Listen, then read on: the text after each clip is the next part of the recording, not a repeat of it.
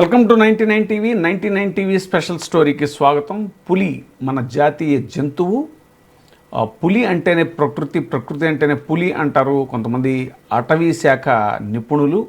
కారణం ఏంటంటే పులి ఉండటానికి అంత పర్ఫెక్ట్ పర్యావరణం కావాలి. అందుకే టైగర్ రిజర్వ్ అని ప్రత్యేకంగా ఉంటాయి మనకి. మిగతా వాటి విషయం ఎలా ఉన్నా కూడా పులికి చాలా ప్రత్యేకమైనటువంటి సౌకర్యాలు కావాలి. కొన్ని ప్రత్యేకమైనటువంటి పరిస్థితుల్లో మాత్రమే పులి మనుగడ సాగిస్తుంది, సర్వైవ్ అవ్వగలుగుతుంది అనేటువంటిది ఫారెస్ట్ ఎక్స్పర్ట్స్ చెప్పేటువంటి విషయం. జూలై 29 ఇది అంతర్జాతీయ పులుల దినోత్సవం. ప్రపంచవ్యాప్తంగా అంతర్జాతీయ పులుల దినోత్సవాన్ని జూలై 29న నిర్వహిస్తారు. అడవులకు రాజుగా పేరుగాంచిన పులి కేవలం ఒక జంతువు మాత్రమే కాదు, అది అడవుల ఆరోగ్యానికి, జీవ వైవిధ్యానికి, ప్రకృతి సమతుల్యతకి ప్రతీక. ఒక అడవిలో పులి సురక్షితంగా ఉంటే ఆ అడవి మొత్తం ఆరోగ్యంగా ఉంది అని పర్యావరణ శాస్త్రవేత్తలు చెప్తారు. అందుకే పులులను రక్షించడం అంటే కేవలం ఒక జంతువుని కాపాడటం కాదు, మొత్తం ప్రకృతి వ్యవస్థను కాపాడటం. ఒకప్పుడు ప్రపంచవ్యాప్తంగా పులుల సంఖ్య ఆందోళనకరంగా తగ్గిపోయింది. అక్రమ వేట, అడవుల నరికివేత, మానవ విస్తరణ, సహజ ఆవాసాల విధ్వంసం కారణంగా పులులు అంతరించిపోయే పరిస్థితి ఏర్పడింది.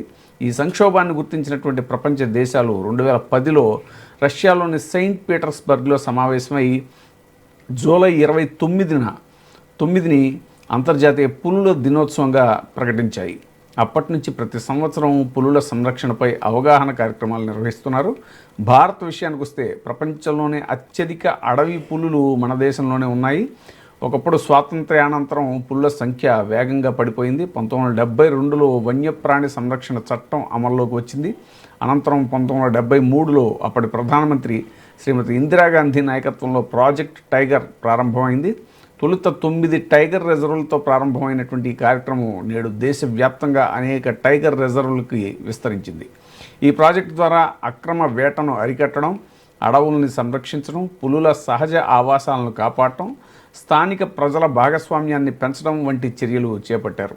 ఈ దీర్ఘకాలిక కృషి ఫలితంగా భారత్ ప్రపంచానికి ఆదర్శంగా నిలిచింది. నేడు ప్రపంచ అడవి పులుల్లో దాదాపు 3 వంతులకు పైగా భారత్లోనే ఉన్నాయి.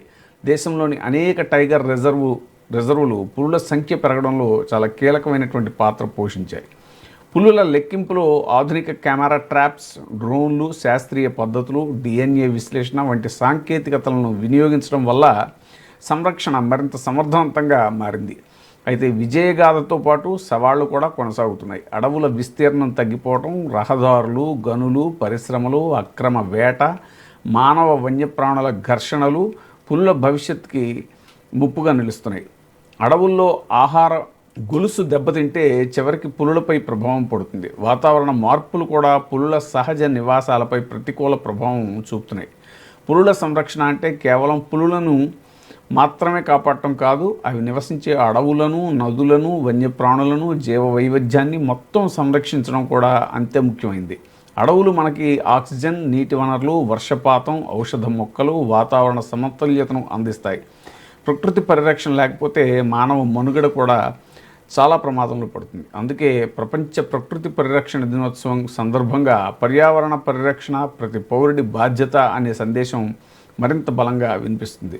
ఆంధ్రప్రదేశ్లో కూడా పులుల సంరక్షణకి ప్రత్యేకమైనటువంటి ప్రాధాన్యం ఉంది. నాగార్జున సాగర్, శ్రీశైలం టైగర్ రిజర్వ్ భారతదేశంలోని అతిపెద్ద టైగర్ రిజర్వుల్లో ఒకటి.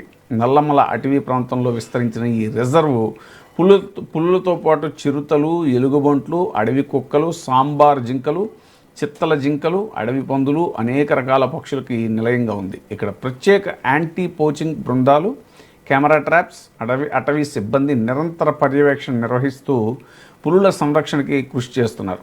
అయితే నల్లమల ప్రాంతంలో కూడా కొన్ని సవాళ్లు ఉన్నాయి. అడవుల్లో మానవ జోక్యం పెరగడం, అక్రమ కలప తరలింపు, వన్యప్రాణుల అక్రమ వేట, అడవి మార్గాలపై అభివృద్ధి పనులు, వేసవిలో అగ్ని ప్రమాదాలు వంటి అంశాలు ఈ పులుల సంరక్షణకి సవాలుగా మారుతున్నాయి. ఈ సమస్యలను ఎదుర్కొనేందుకు ప్రభుత్వం, అటవీ శాఖ, స్థానిక గిరిజన సమాజాలు, పర్యావరణ సంస్థలు కలిసి పనిచేస్తున్నాయి. భారత్ ప్రపంచానికి ఒక సందేశం ఇస్తోంది. అభివృద్ధి అవసరం, కానీ ప్రకృతిని నాశనం చేస్తూ కాదు. అడవులు ఉంటేనే పులులు ఉంటాయి, పులులు ఉంటేనే జీవ వైవిధ్యం ఉంటుంది, జీవ వైవిధ్యం ఉంటేనే భూమిపై జీవం సురక్షితంగా ఉంటుంది. అందుకే సేవ్ టైగర్ అనేటువంటిది కేవలం ఒక నినాదం కాదు, అది భవిష్యత్ తరాలకి మనం ఇచ్చేటువంటి జీవన హామీ.